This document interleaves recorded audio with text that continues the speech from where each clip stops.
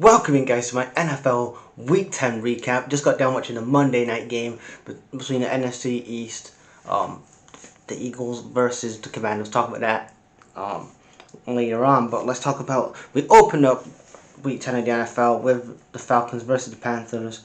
4-5, 2-7 going into this game. It was 0-3 to the Panthers in the first, and then 3-13 in the second. Touchdown by Drake London to make it 9-13.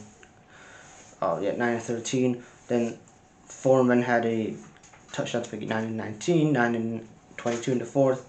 Hodge had a touchdown to make it 50-22 and 50-27. The stats in the game: 180 yards, 19 out of 30 throws, and 2 touchdowns.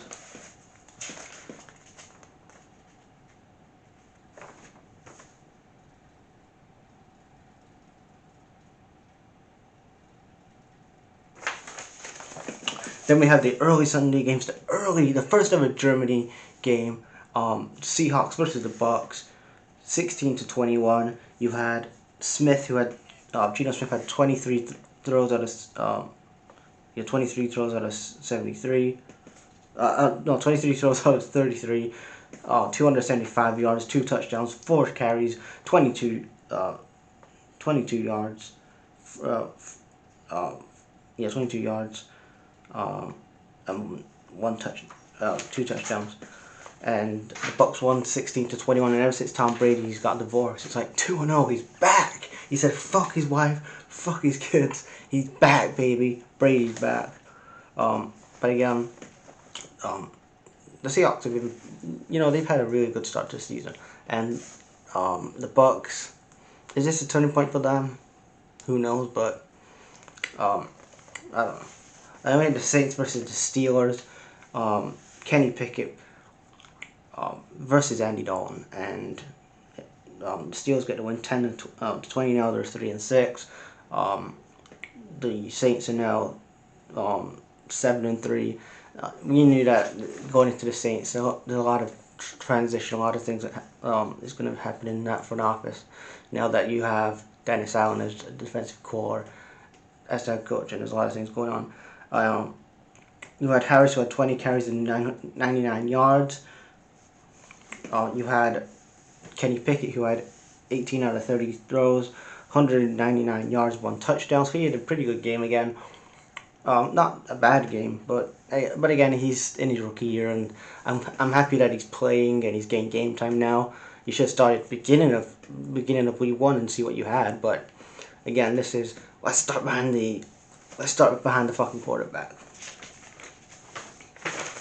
Then we had the Jags versus the Chiefs, 17-27.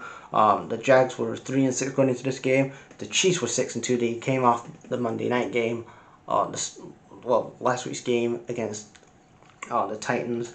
And again, it was 17-27, a good win for the Chiefs. They're looking really good this year, a 7-2. And then, the Jags, again, I'm not the biggest Trevor Lawrence fan. I think that he's an okay backup quarterback, but I don't think he's a starting quarterback in the NFL. And just in my opinion, I think there's a lot of his game that needs improvement. And the offensive line isn't there with him, but again, I'm not convinced with them. Then we have the Broncos versus the Titans. Again, I look at Nathaniel Hackett as a head coach in the NFL, and I'm like, the returns ain't that good. You got Russell Wilson on this big contract.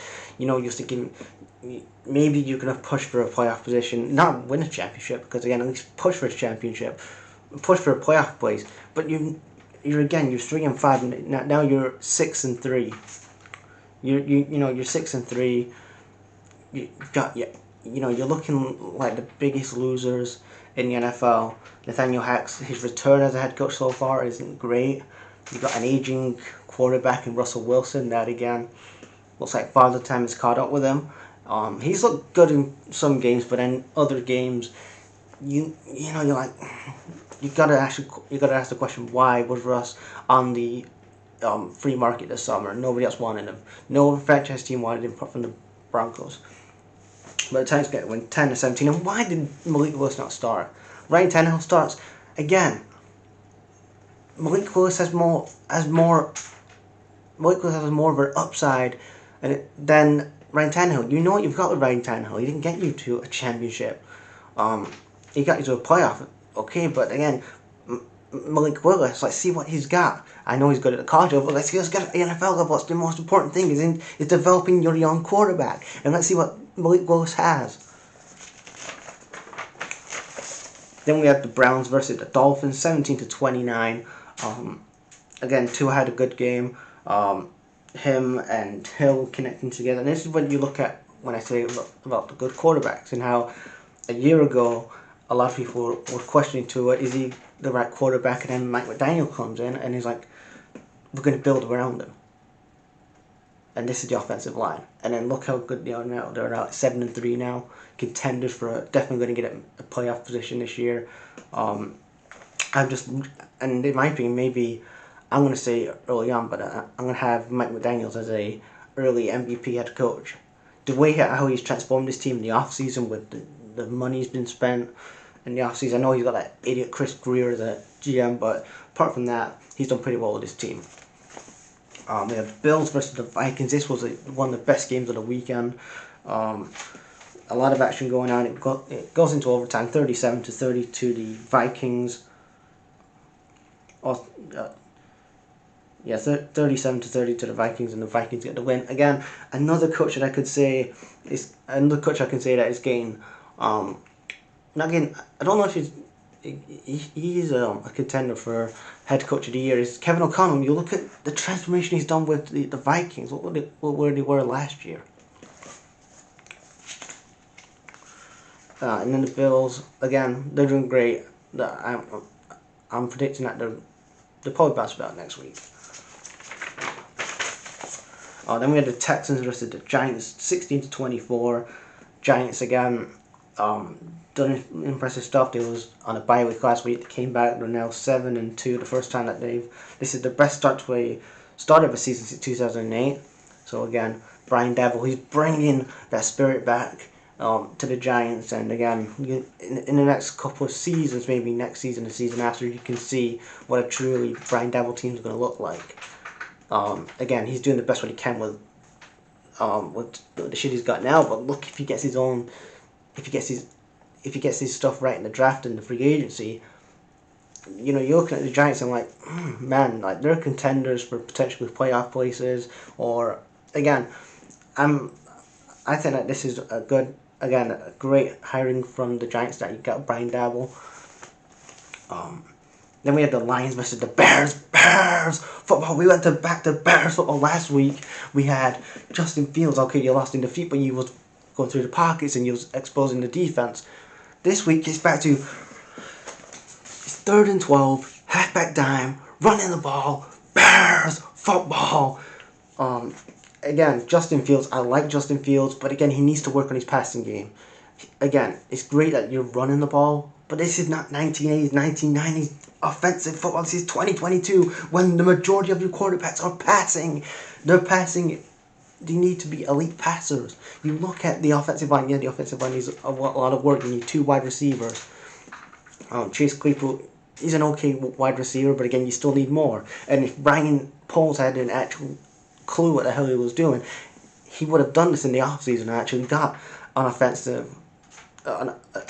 upgrade on the offensive line instead of going for defense. Because look at this defensive coordinator in Matt Eberflus. Like, what the hell is Eberflus? Like, this guy, his teams fall behind too much. His defense is, again, he's supposed to be a defensive core, but his defense is never organized or good in the secondary. So, but anyway, the Lions win 31-30, and Dan Campbell gets his first win on the road as a Lions head coach, and that was our first win on the road since 2020. And we beat the Bears as well. That was on week 13. Then we had the Colts versus the Raiders, 25-20. Again, I look at Josh McDaniels and his return. Like, you got Devontae Adams, one of the best